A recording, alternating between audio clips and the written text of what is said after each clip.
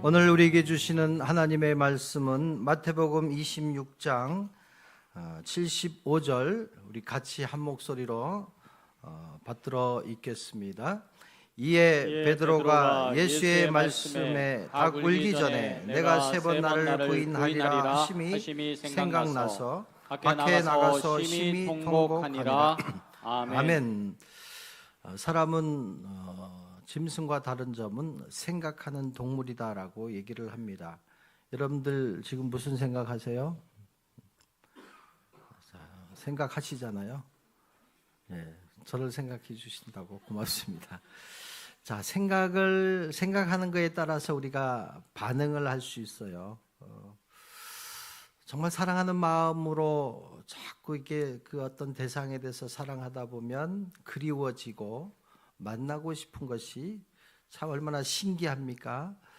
그래서 우리가 어떤 좋은 생각 또 긍정적인 생각들을 하고 살아간다는 것은 아무나 할 수 없는 것 같아요. 그래서 늘 우리 가운데 살아가면서 좋은 어떤 에너지가 내 안에 있다는 것은 참 행복한 것 같아요. 이왕이면 좋은 생각하고 또 좋은 어떤 말씀을 통해서 우리가 좀 생각하고 반응하고 그렇게 살 수 있는 것은 참 좋은 것 같아요. 어떤 사람에 대해서 부정적으로 미워하는 마음이 계속 있으면 결국 그것은 그 생각이 마지막은 살인도 하잖아요. 미워하는 마음이 계속 증폭이 되고 계속 나아가다 보면 살인도 하고 거짓말도 하고 피해도 주는 것을 보게 됩니다. 하나님께서 우리를 이 땅에 보내시면서 하나님은 우리를 처음부터 사랑해 주셨잖아요.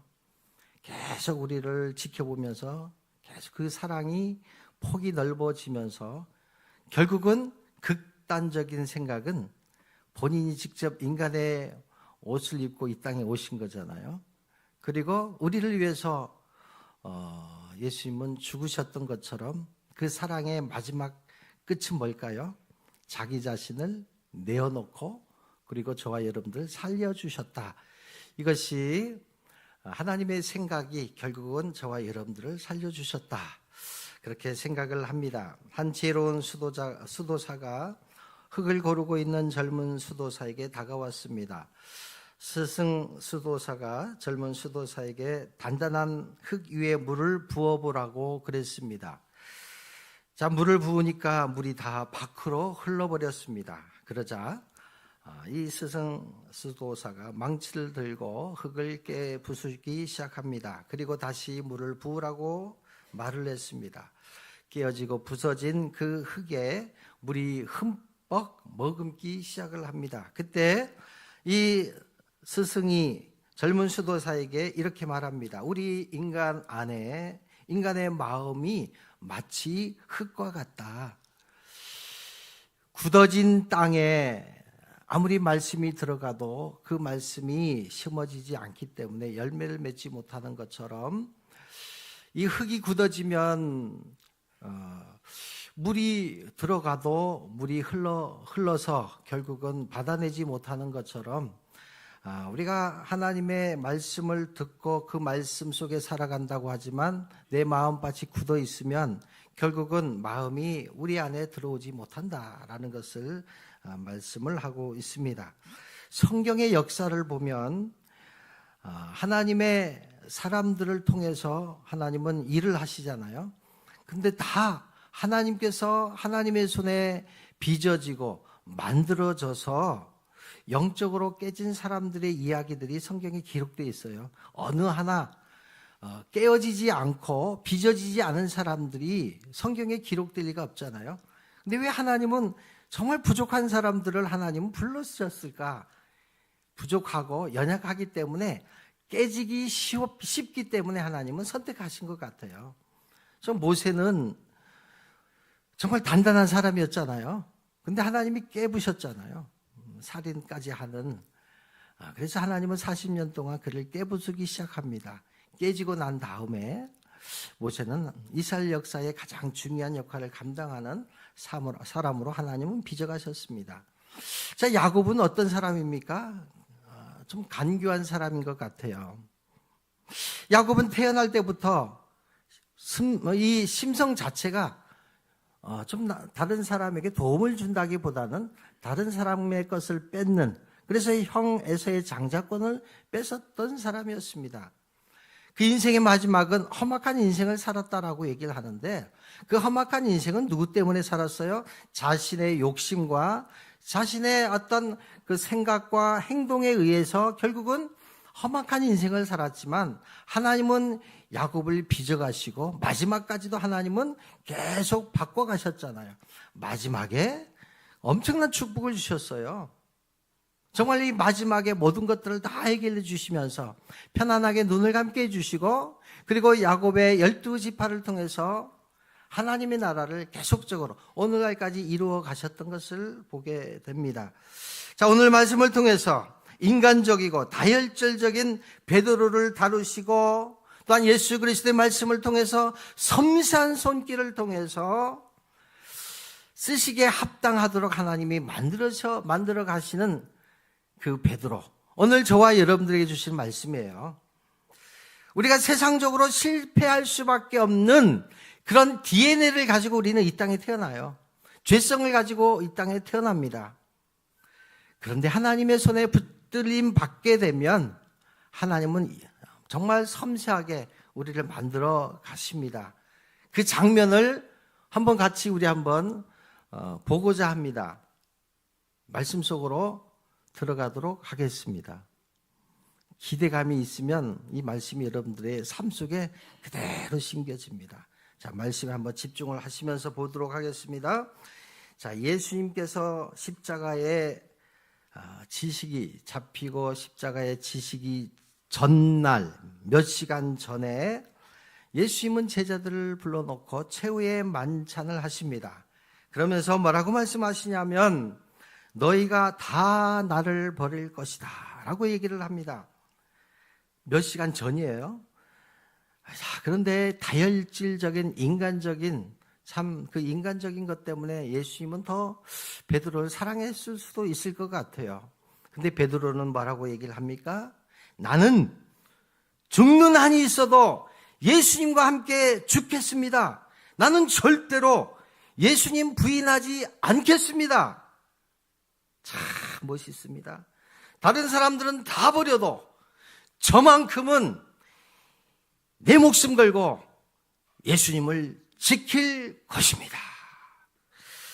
그랬던 베드로, 예수님이 체포당하시고 법정에 끌려가서 신문을 받으시고 베드로는 어떻게 되었을까? 26장 58절 같이 한번 보겠습니다. 시작. 베드로가 멀찍이 예수를 따라 대제사장의 집들까지 가서 그 결말을 보려고 안에 들어가 하인들과 함께 앉아 있더라. 아멘. 베드로가 멀찍이 예수를 따라가요. 예수님이 제자기 때문에, 그리고 예수님께 했던 얘기가 있기 때문에 멀찍이라는 것은 거리를 두고 따라갔다라고 설명을 하고 있습니다. 신앙생활은요, 하나님과의 관계 속에서 내가 하나님께 예배를 드리잖아요. 그런데 거리가 점점 멀어지다 보면 사람 관계도 그렇잖아요. 정말 늘 같이 지내고 늘 대화하다가 조금씩 틈이 벌어지다 보면 뭔가 이물질이 낀 거예요. 베드로가 멀찍이 예수를 따라 들어갑니다. 대제사장의 집들에까지 들어갑니다. 결말을 보려고. 그래도 궁금하잖아요. 예수님이 어떻게 될까? 자, 예수님께서 이제 죽는다고 했는데, 십자가를 지신다고 그랬는데 이 결말을 어떻게 될까라고 보기 위해서. 왜 그랬을까요? 이것도 이기적인 거잖아요. 내가 한 얘기가 있으니까 예수님이 만약에 풀려나게 되면 그때 그 타이밍에 맞춰서 바로 들어가서 예수님 저는 옆에 있었습니다. 그래도 예수님이 심판받는 거 제가 보고 있었습니다 라고 얘기를 하려고. 자, 그런데 결정적으로 안에 들어가긴 했는데 하인들과 함께 앉아 있더라, 숨어 있더라, 참관인으로 변하는 거예요. 예수 그리스도의 수제자가 예수님의 말씀을 듣는 순간 나는 예수님과 함께 하겠습니다라고 그렇게 큰 소리 쳤던 사람이 예수님의 그 고난의 현장 속에서 멀찍이 떨어져서 따라가서 결국은 현장에서 수많은 사람들 틈 속에 들어가 버렸어요. 참관자로 변하는 거예요. 하나님의 말씀이 아직은 이 마음 가운데 중요한 생명의 역할을 하지 못했던 것을 보게 됩니다. 이것이 바로 우리가 가지고 있는 신념과 의지의 한계다라고 볼 수가 있습니다. 자, 신앙생활은요, 종교생활을 할 수도 있어요. 그러나 종교생활로 우리는 신앙생활을 한다고 하지만 결국은 종교생활은 내 신념으로, 내 의지로 신앙생활을 할 수 있어요. 그러나 마지막은 베드로처럼 철저하게 무너져 버린다라는 것을 오늘 성경은 얘기를 하고 있습니다. 베드로가 그것을 보여주고 있습니다. 베드로는 신념과 의지가 충만해서 내가 주님과 함께 죽음의 자리까지 가겠습니다라고 얘기를 하는 것은 신념이에요. 얼마나 이기적이고 얼마나 무력한가를 우리는 늘 경험하며 살아갈 때가 있습니다. 그래서 로마서 7장에 보면 사도 바울은 구원받은 이후에 참 놀라운 고백을 합니다. 인간의 존재 안에 작동하는 두 가지 법이 있다라는 거예요. 인간의 존재 속에, 우리의 마음 가운데, 우리의 신앙생활 가운데 두 가지 법이 항상 존재한다라는 거예요. 7장 23절 보시면 내 지체 속에는 한 다른 법이 내 마음의 법과 싸워 내 지체 속에 있는 죄의 법으로 나를 사로잡는 것을 보았도다. 나는 하나님의 뜻 가운데 살려고 복음을 전하면서 선한 방법으로 살려고 부단히 노력하고 있는데 내 안에 죄의 법이 있다라는 거예요.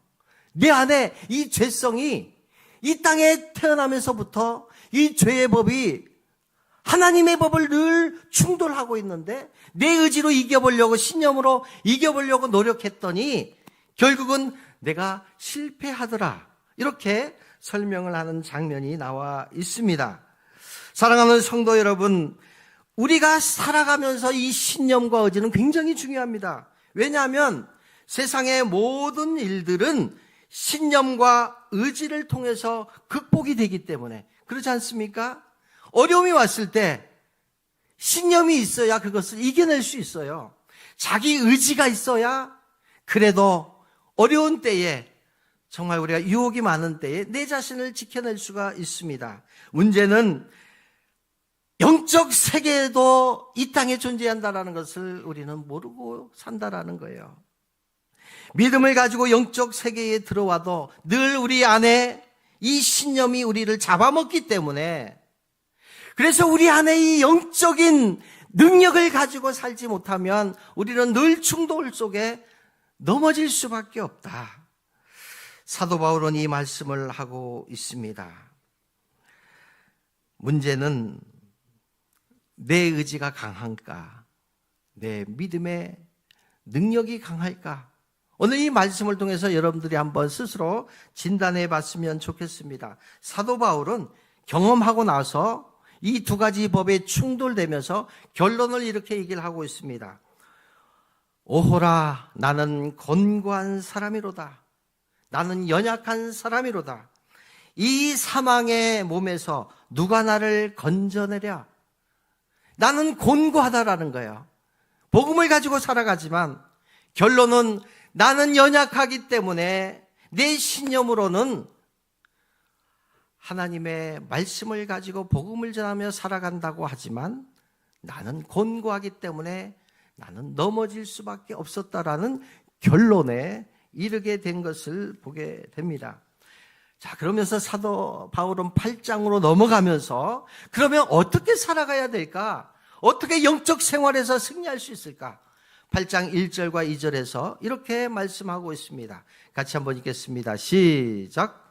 그러므로 이제 그리스도 예수 안에 있는 자에게는 결코 정죄함이 없나니 이는 그리스도 예수 안에 있는 생명의 성령의 법이 죄와 사망의 법에서 너를 해방하였음이라. 아멘. 우리는 죄성을 가지고 태어나기 때문에 하나님의 뜻을 행할 수도 없고 하나님을 기쁘시게 할 수도 없다는 것을 사도 바울은 깨달은 거예요. 그래서 한 사람이 거듭나게 되고 그리고 그 영혼을 다스리시는 그 하나님의 섭리 안에서만 내가 변할 수 있다. 그리고 그것은 바로 이 죄악 가운데 살아가지만, 죄성을 가지고 태어나지만 예수 안에 있는 자에게는 결코 정죄함이 없다라고 선포하면서, 이는 예수 안에 있는 생명의 성령의 법이 죄와 사망의 법에서 우리를 해방할 수 있다라고 선포하고 있습니다. 그래서 우리가 살아가면서 죄는 미워하되 사람은 미워하면 안 된다라고 하는 말씀이 여기에 근거하고 있습니다. 어떤 대상을 보면서 정말 그 사람의 안에 있는 이 죄와 그 영혼을 동일시하게 여기지 말라는 거예요. 실수할 수 있고 넘어질 수 있지만 그 사람을 넘어지게 하는 그 죄악이 이미 태어나서부터 그 안에 있기 때문에 우리는 함부로 판단하고 함부로 정죄하면 안 된다라는 거예요. 사람은 사랑의 대상이지 전죄의 대상이 아니다. 우리는 너무나 우리 자신이 너무나 우리 잘 알고 있잖아요. 사랑하는 성도 여러분, 예수 안에 있을 때에, 예수 안에 있으면서도 불구하고 생명의 성령의 법이 우리를, 이 악한 영이 우리 안에서 살아 숨쉬지 못하도록 이 충돌에서 우리가 싸워 이기는 것이 아니라 성령 충만할 때만이 우리가 승리할 수 있고 하나님의 뜻을 이룰 수 있고 하나님을 기쁘시게 할 수 있다라는 것을 오늘 분명히 얘기를 하고 있습니다. 자, 그러면서 베드로의 모습을 다시 한번 보겠습니다. 자, 베드로에게 이러한 일이 한 번 있었습니다. 예수님께서 사역을 하면서 빌립보 가이사랴 지방에 이르렀습니다.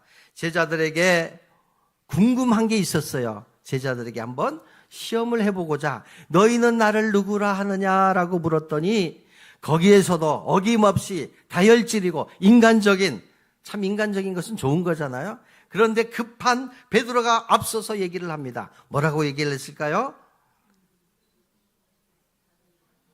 확실하게, 이 고백은 여러분들이 다 할 수 있어야 돼.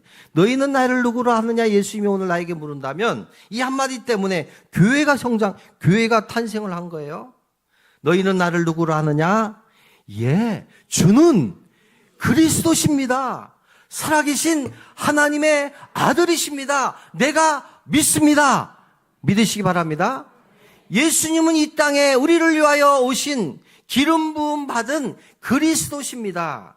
예수님은 하나님의 아들이십니다. 이 말씀을 예수님은 제자들에게 가르쳐 주신 거잖아요, 사실은. 이 말씀 때문에 예수님이 십자가에 죽으신 거예요. 이 얘기를 안 했다면 그 유대인들 종교 지도자들, 율법만 믿고 살았던, 하나님만 믿고 살았던 유대인들이 예수님을 죽일 이유가 없어요. 그런데 목수의 아들이 어느 날 갑자기 나타나서는 그 행세를 보니까 참 초라하기 그지없어요. 나이도 어린 사람이 입을 열어 얘기를 하는 걸 보니까 나는 그리스도다. 나는 기름 부음 받았다.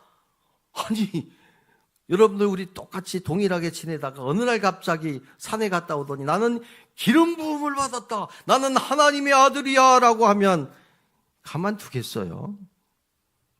참 그렇지 않겠어요? 자, 예수님이 그 얘기를 듣고는 너무 감동을 받았어요.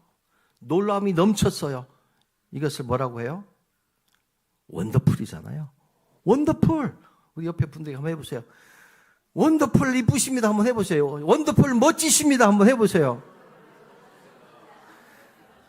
자, 예수님이 듣고 싶은 말을 하니까 예수님도 원더풀 해버린 거야. 예수님이 듣고 싶은 뭐예요? 하나님의 아들인 것을 정확하게 얘기하는 거예요. 그리고 그 얘기를 듣고는 베드로야, 너의 고백 위에 교회를 세워주겠다고 얘기하잖아요. 너의 고백 위에.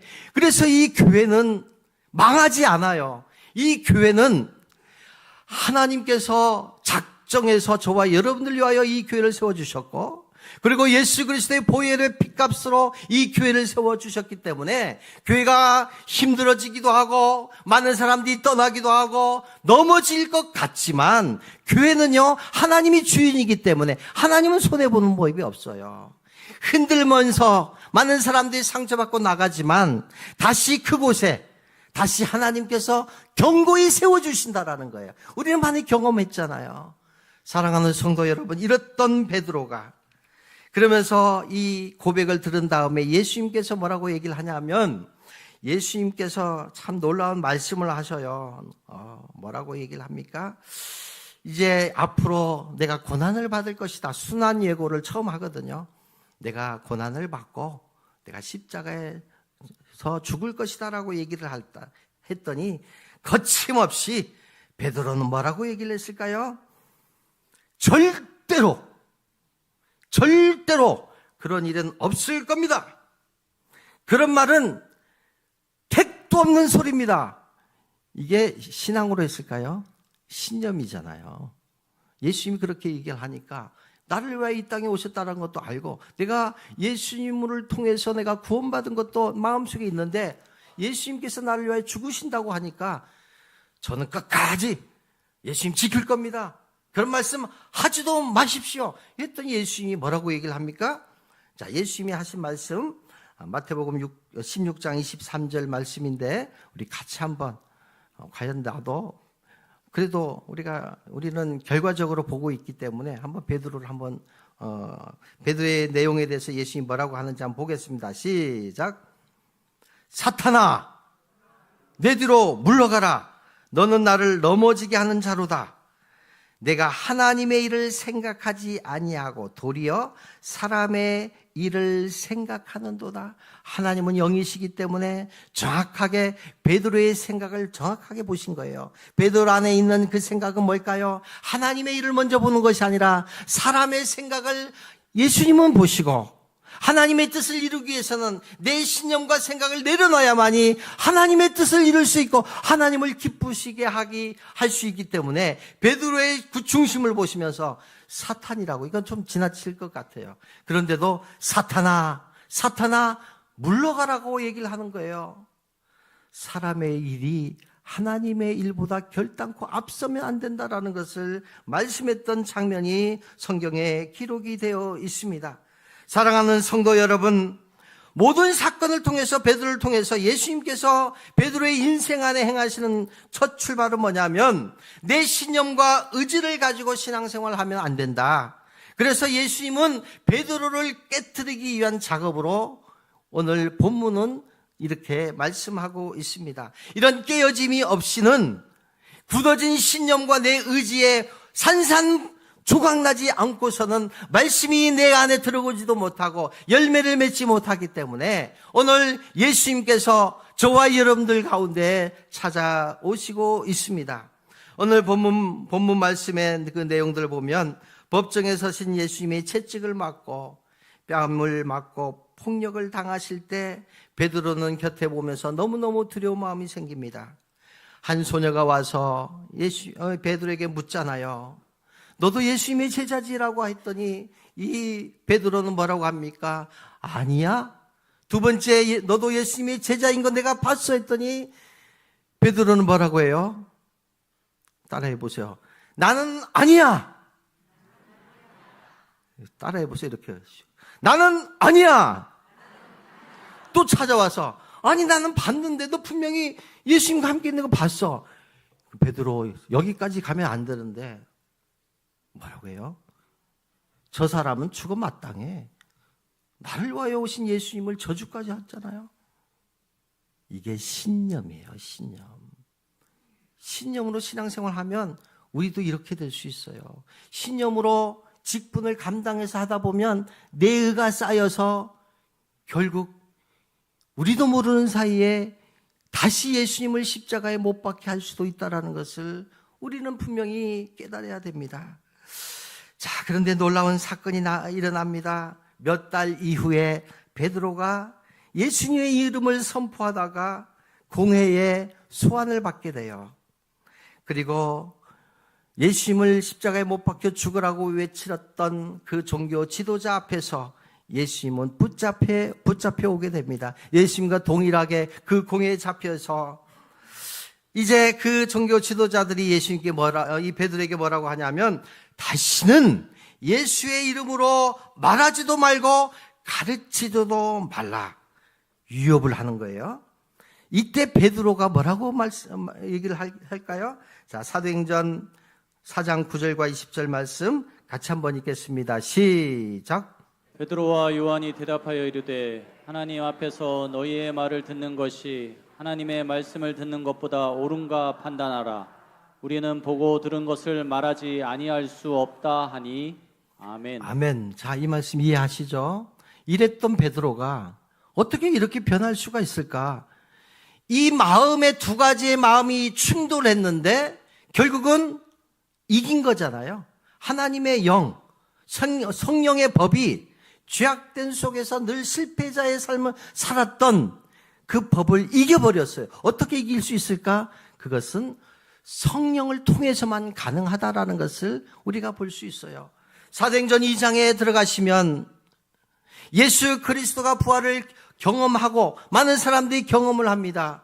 그리고 고난이 옵니다. 죽음의 위협을 느낍니다. 그럼에도 불구하고 수많은 사람들이 초대교회의 이 현장 속에 다 모이기 시작하는 거예요. 한 사람씩 두려움 가운데 모였지만 그곳에 성령의 불이 강력하게 임하는 거예요. 성령의 불이 임하게 되니까 두려움이 사라지는 거예요. 담대하게 거침없이 하나님의 말씀을 선포하게 됩니다. 죽음은 결코 두려움이 아니다라는 거예요. 죽음이라는 것은 이 죽음을 통과해야만이 예수님을 믿는 사람들은 천국에 갈 수 있다는 확신이 성령 충만함을 받으면서 그들 마음 가운데 불같이 일어나게 됩니다. 그곳에 모였던 수많은 사람들이 방언하게 되고 담대함을 가지고 복음 전하는 사명을 감당했던 것을 보게 됩니다. 제가 말씀을 준비하면서 제가 언제 방언 받았나 하고 생각을 해보았어요. 제가 모태신앙이니까 하나님이 저에게 방언을 안 주셔서 참 답답했어요. 정말 답답하더라고요. 이 한라산 기도원 가서 이 방언 받기 위해서 3일 금식하면서 올라가서 기도를 열심히 하고 있는데 정말 답답하더라고요. 근데 옆에 내가 보니까 초신자 같았어. 둘이 기도하고 있는데 밤새껏 기도하는데 옆에 있는 분이 다다다다다다 방언이 터져버리더라고 보니까. 그때 깨달은 거예요. 야, 하나님은 내가 방언 받기를 위해서 그렇게 기도했더니 목회하기 위해서는 방언 받게 해주세요라고 했더니 옆에 사람이 방언이 터지는 거예요. 그때는 내가 이렇게 해석했어요. 하나님은 내가 방언 안 받아도 목회 하게끔 하기 위해서 나에겐 방언이 필요 없겠구나라고 생각을 했어요. 시간이 한참 지났어요. 목사 안수를 받고 집회 가서 이제 열심히 기도하고 있는데 그곳에 깜짝 놀랐어요. 방언 받지 않고 목회하는 사람들이 수부룩했어요. 근데 거기서 내가 방언을 받았어요. 방언을 받으면서 내가 그 생각을 한 거예요. 하나님께서 정말 내가 부족하고 영향력이 없다 보니까 그때야 하나님이 마지막에 저에게 방언을 주시더라고요. 자, 성령이 우리의 마음 가운데 오게 되면 우리의 부족한 부분들을 하나씩 채워주시는 것을 우리가 경험할 수 있잖아요. 방언을 통해서 하나님이 필요하면 주시는 거예요. 내 안에 너무 삭막해. 너무 사랑이 없어. 그러면 하나님은 우리에게 긍휼의 은사를 주시는 거잖아요. 이런 것처럼 성령을 우리가 받아야만이, 성령 충만해야만이 그때부터 우리는 영적 신앙생활을 감당할 수 있다는 것을 오늘 우리에게 말씀하고 있어요. 그러면서도 넘어집니다. 그러면서도 실패합니다. 그러나 그 실패 현장에서 하나님은 다시 우리를 찾아오셔요. 그리고 우리를 다시 일으켜 세우신다라는 것을 오늘 베드로를 통해서 우리는 확인할 수가 있습니다. 자, 오늘 다시 한번 본문으로 들어가면 베드로는 어떤 사람이었습니까? 닭이 울기 전에 3번 나를 부인할 것이다라는 이 말씀을 결국은 깨달아야만이 베드로는 변할 수가 있었습니다. 자, 예수님은 어젯밤에 겟세마네 동산에서 내가 3번 나를 부인할 것이다 라고 그러한 사실을 베드로가 나를 부인할 것이라는 사실까지도 알고 겟세마네 동산에서 간절히 기도했습니다. 간절히 기도했더니 나를 배신한 사람에 대해서 미래까지도 미리 예견하시고 그것을 이길 수 있는 감정을 이미 예수님은 이미 마음속에 채워진 거예요. 그래서 그곳에서 간절히 기도할 때에 십자가를 질 수 있는, 하나님의 뜻을 이룰 수 있는 그 기도의 승리가 현장에서 예수 그리스도의 십자가의 부활로 또한 서게 된 것을 보게 돼요. 그 현장에 베드로도 있었어요. 겟세마네 동산에 베드로와 요한도 있었습니다. 베드로는 그때까지만 해도 신념으로 가득 차 있었던 거예요. 기도하지 못했습니다.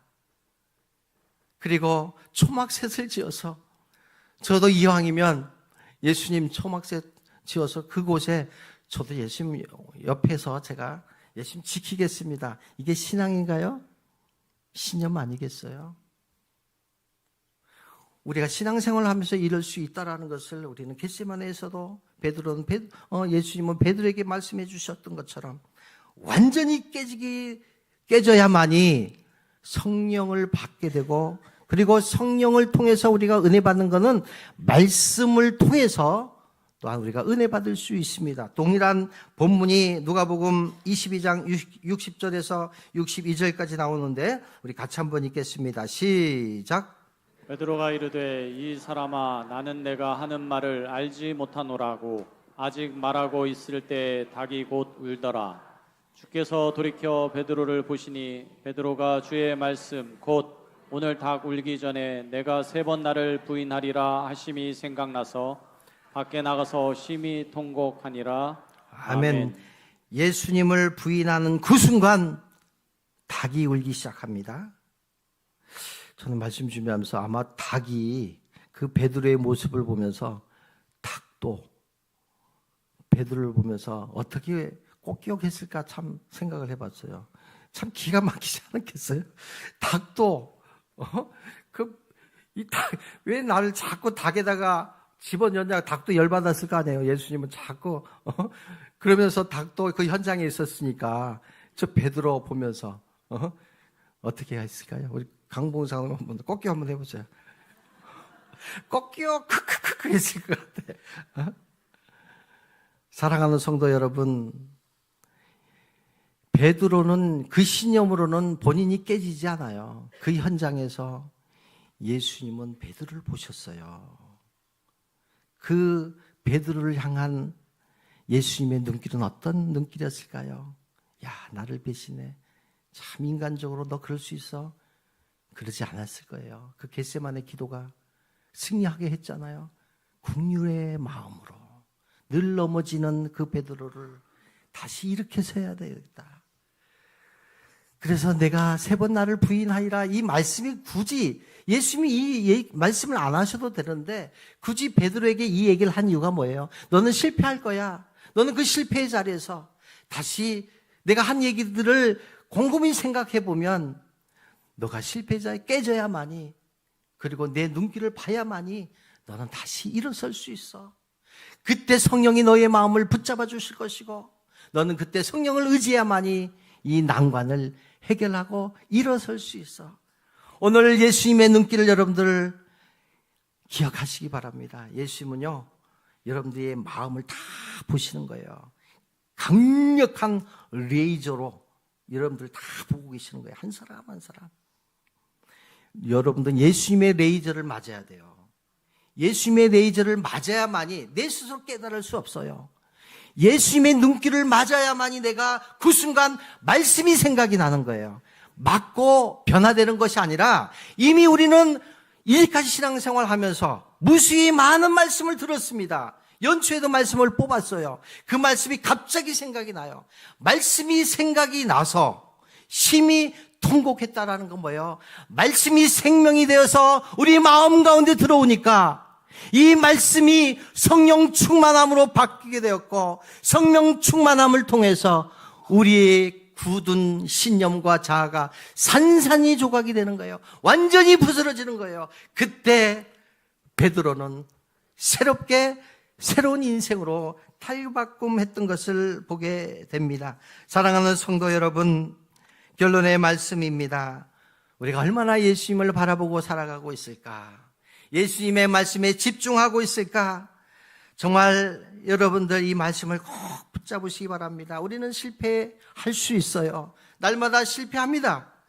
그러나 성경이 말하는 단 하나는 주제는 뭐냐면 이 성경 66권은요, 예수님이 나를 위하여 오셨다라는 거예요.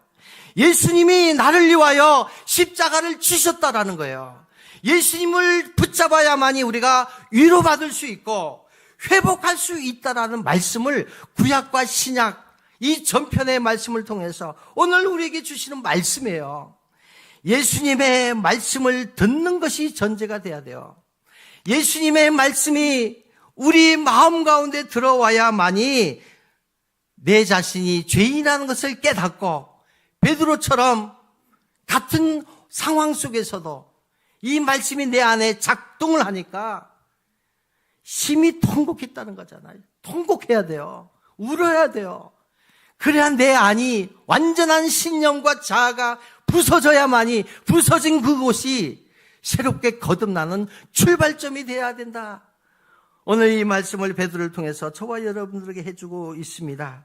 사랑하는 성도 여러분, 우리는 이 동일한 사건을 통해서 놀라운 사건 하나를 우리가 찾아볼 수가 있습니다. 동일한 사건은 뭡니까? 그 현장에 베드로도 있었고 가룟 유다도 있었습니다. 베드로는 하나님의 말씀을 듣고 예수님의 눈길을 서로 바라보면서 그 예수님의 눈길을 받아들이고 깨닫게 되면서 베드로는 회복이 되었어요. 놀라운 하나님의 사도로 쓰임받을 수가 있었습니다. 예수님의 제자로 부름을 받은 가룟 유다는 그 하나님의 말씀을 듣고도 깨닫지 못한 이유가 어디 있을까? 어디 있을까요? 죄책감으로. 누구나 다 신념으로 신앙생활 할 수 있어요. 그러나 죄를 짓고 이 죄책감을 내어놓지 못한 거잖아요. 내가 스승을 팔았다라는 그 죄책감이 결국은 어떻게 됐을까요? 차라리 이 땅에 태어나지 말았으면 좋았을 사람으로 성경은 그렇게 기록하고 있어요. 오늘 우리에게 주시는 하나님의 말씀입니다. 우리 안에는 하나님의 사랑은 우리를 이 땅에 보내면서 우리에게 자유의지를 주셨습니다. 죄 지으라고, 거짓말하라고, 나쁜 짓 하라고 우리에게 자유의지를 주신 게 아닙니다.